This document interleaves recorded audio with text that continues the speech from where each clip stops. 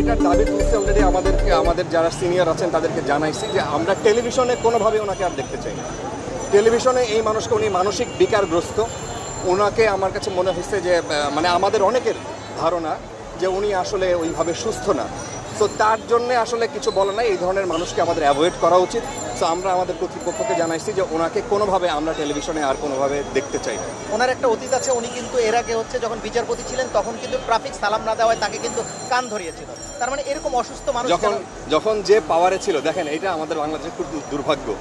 আমার ধারণা ছাত্ররা যে জিনিস দেখাই দিছে, আমাদের এই দুর্ভাগ্যের জায়গাটা একদম ধরে ধরে চিহ্নিত করে দিছে যে আপনি এই সিস্টেম রাখতে পারেন না, আপনি এই আমলাতন্ত্র, আপনি থানায় গেলে পয়সা লাগবে, আপনার একটা পাসপোর্ট করতে গেলে পয়সা লাগবে, আপনার একটা ছোট্ট সেবা নিতে গেলে যেটা আপনার মানে অধিকার, সেটা গেলে আপনার তদবির লাগবে, আপনার একটা চাকরি নিতে গেলে এই যে মানুষ খুবই নোংরাভাবে বলতেছে, দেখাই দিচ্ছে হাতে একদম পয়েন্টিং করে দেখাই দিচ্ছে এই জায়গাটা। যখন যে পাওয়ারে ছিল, আপনি যার কথা বললেন যে উনি যখন পাওয়ারে ছিলেন তখন একজন মানুষকে তার পছন্দ হয় না, তাকে ধরে কান ধরে উঠবস করিয়েছে। দেখেন ওই জায়গাটার অবসান চাই। আমরাও যদি এইরকম মানে আমাদের মধ্য থেকে যদি আমরা চাই যে একটু নিতে, ধরেন একটু অনুকম্পা নিতে, একটু সহায়তা প্রশাসনের কাছ থেকে, সেটা হওয়া উচিত না।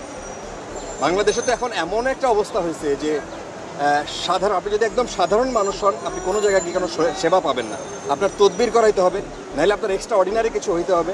তো এক্সট্রা অর্ডিনারি তো প্রত্যেকটা মানুষ না, সেই জায়গার জবাবদিহিতার একটা জায়গা। ছাত্ররা যেটা বলছে, এই আন্দোলনের নিশ্চয়ই একটা শেষ আছে।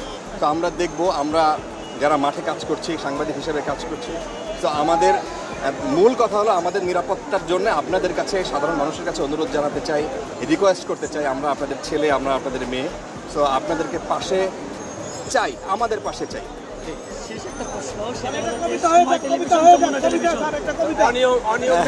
কবিতা আমার পেজে, অনিয়মটাই নিয়ম হয়ে গেছে। আমার কোনো বন্ধু নাই স্যার, আমাদের কারো কোনো বন্ধু নেই। সবাই